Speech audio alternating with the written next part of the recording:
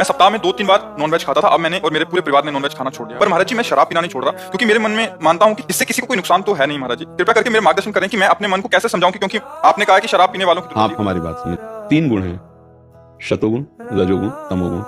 अब ये शराब जो है घोर तमोगुणी है। एक होता है तमोगुण परसेंट में, इतने परसेंट है, ये घोर तमोगुणी। दूसरी बात, इसको महापाप में रखा गया है। पर स्त्री गमन, वो राजी है, आप राजी हो, आपको सरकारी दंड नहीं मिलेगा भारतीय संविधान में। वो बालिक है, वो राजी है, आप राजी हो, लेकिन हमारे भागवतिक संविधान में तुम्हारी दुर्गति हो जाएगी।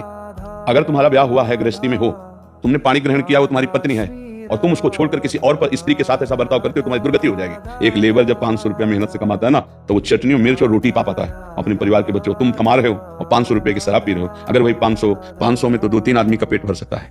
और तुम्हारी शराब में क्या केवल तुम बेशुद्ध होते हो? क्या आनंद है? केवल तुम्हारी शिथिलता बुद्धि की होती है, तुम्हें लगता है मौज आ रही। अगर यही बुद्धि भगवान के नाम में शिथिल कर दो तो असली मौज को समझ पाओगे। बस आप इसको छोड़ दीजिए, एक छोड़िए, एक पकड़ लीजिए, हमसे हाथ मिला लिए ना, अब वो छोड़ दो। अगर ऐसे चलोगे ना तो संसार में कोई परास्त नहीं कर सकता।